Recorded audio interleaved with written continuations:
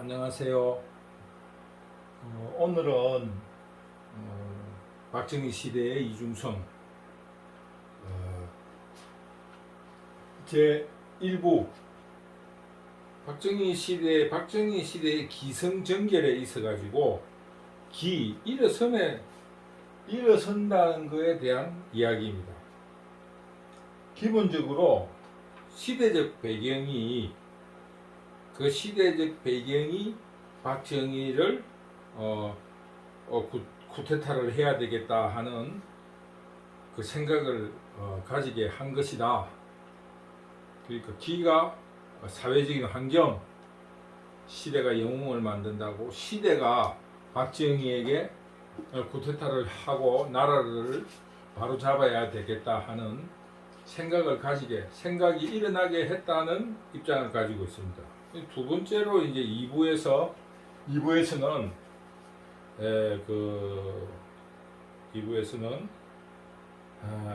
나의 꿈 쿠데타, 박정희의 쿠데타를 하게 되는 결심을 하게 되는 그 시기 그것을 성으로 봅니다. 일어섬, 실천. 그래서 이제 그 업적을 이루는 것을 쿠데타로 가능한 일, 이거를 클라이막스,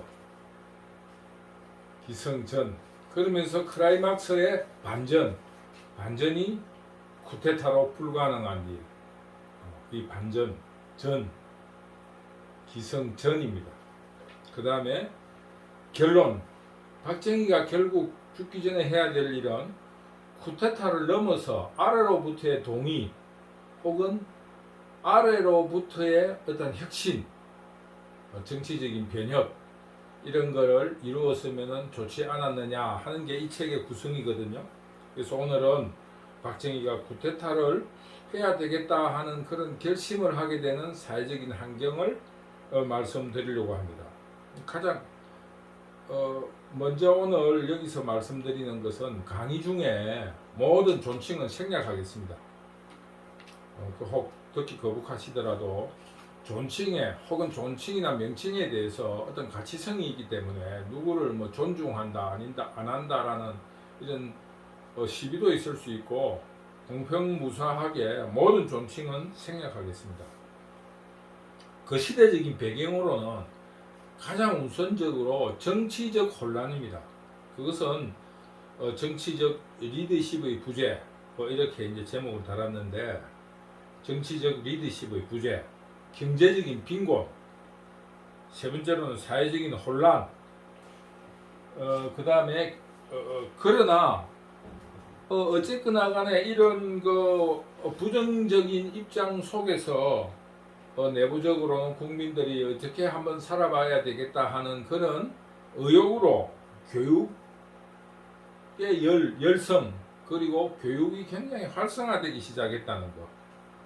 그 다음에 식민문화, 어떻게 되든지 한국 자체적으로 그 근대화를 이루지 못했지만은 그 시대에 선진화되었던 일본의 근대화 과정을 그대로 이식이 되었다.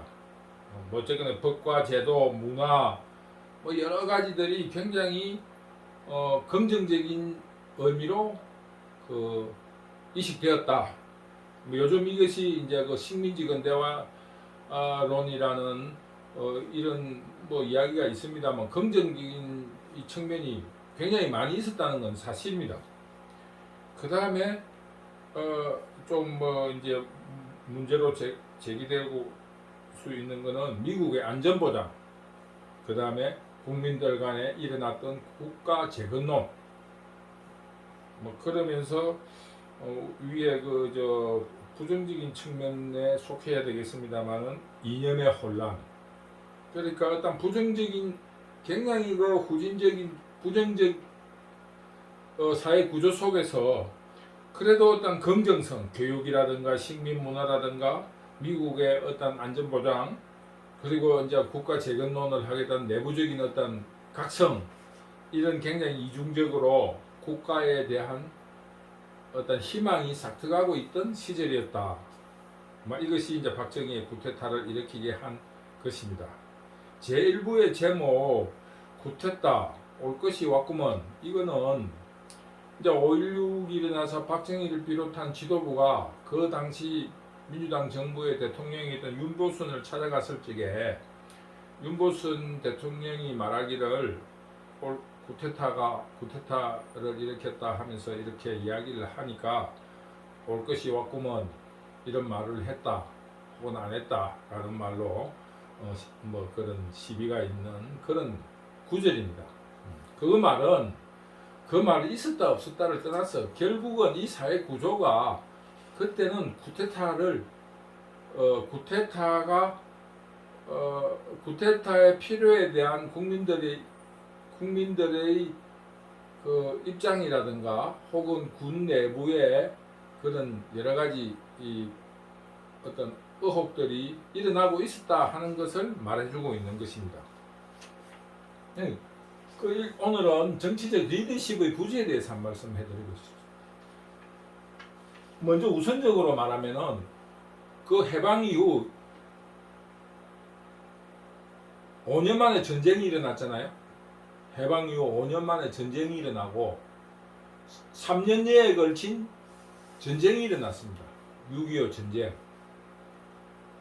그 어떤 그 사망자의 통계라든가 이런 거를 밝혀보면은 그건 세계적인 전쟁이었던 제2차 세계대전과 맞먹는 그 사망자가 난 것으로 보면은 전 국토가 거의 초토화됐다고 할 수 있습니다. 더구나 해방 전국 시절의 이념적인 혼란으로 여순 사태라든가 혹은 지리산의 빨치산이라든가 제주도의 4.3 사건 등 어떤 그 반란이라 할까 내부적인 어떤 혼란으로 인한 사망자까지 합한다면은 전 인구의 한 3분의 1 정도가 죽었지 않느냐, 사망하지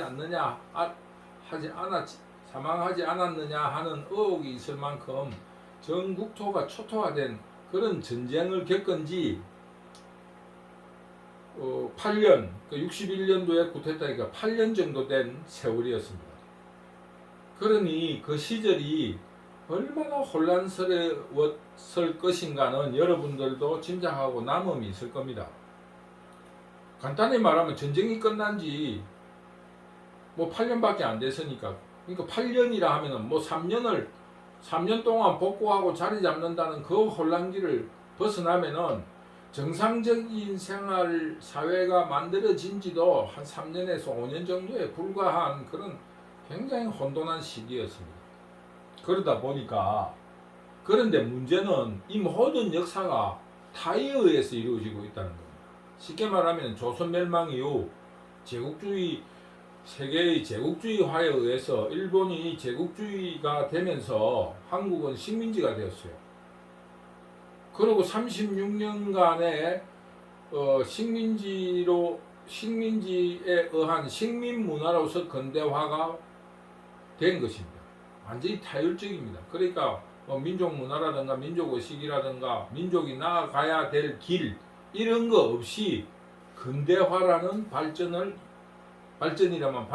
이루어가고 있었던 것입니다. 그리고 연합군 미국에 의해서 한국은 해방이 되었습니다. 그러니까 쉽게 말하면은 점령이 다시 그 적대 적국으로서 점령이 된 것입니다. 그래서 어떤 의미로 말하면은 적국의 문화를 받아들이게 된 것입니다. 그러니까 간단히 말해서 조선의 멸망에 대한 역사적인 반성도 없이 일본에 의해서 또 일본의 36년간의 어떤 그 식민지 생활 속에서 민족적인 그 어떤 그 저항이라든가 독립운동 혹은 기타 그 안에서 핍박받은 민중 혹은 대중들에 대한 어떤 반성이라든가 어떤 나아갈 바에 대한 고민도 없이 또다시 점령된 적대적이었던 미국의 정치 문화, 사회 문화를 그대로 받아들이게 된 것입니다. 그러니 얼마나 혼란스럽겠습니까? 왜 주체적인 의식, 주체적인 역사에 대한 반성, 우리가 왜 이렇게 되었는가에 대한 반성이 전혀 없었습니다.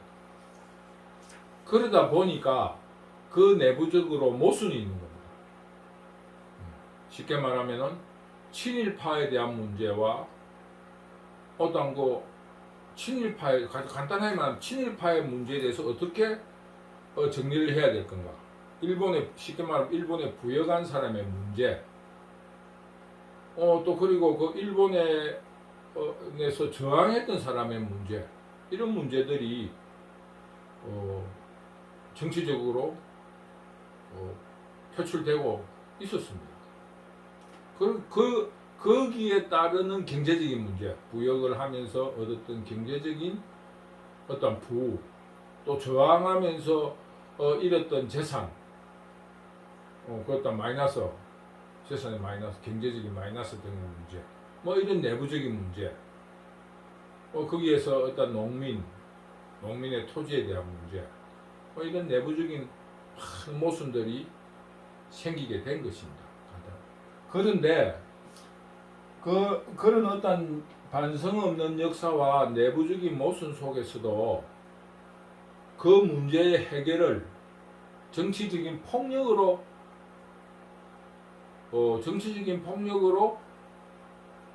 해결하려고 하고 있었습니다. 해방전국에서 이어져 내려온 정치적인 테러, 여운형, 장덕수,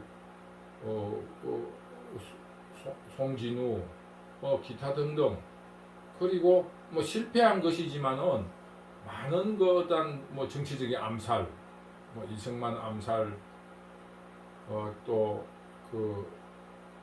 뭡니까 방첩대 그 문제, 이런 문제들로 모든 걸 정치 테러로서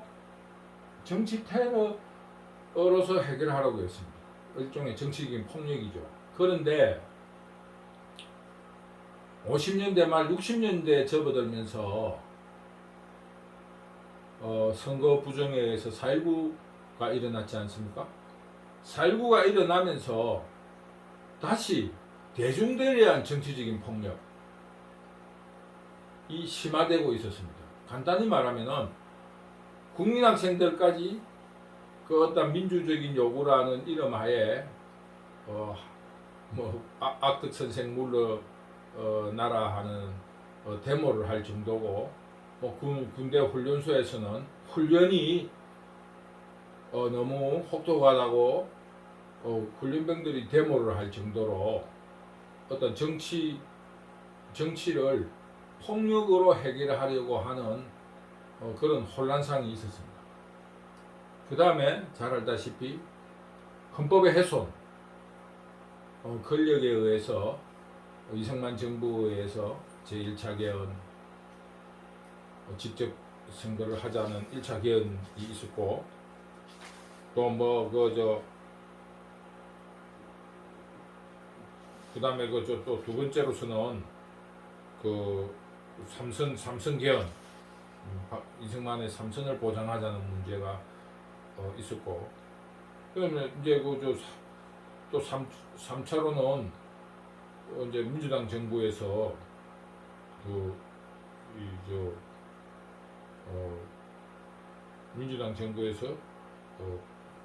이제 내각 책임제를 혜택하고 이런 자기 필요에 의한 그런 여러 가지 자기 필요에 권력의 집권 세력의 필요에 의한 헌법 개정이 일어나고 있었습니다.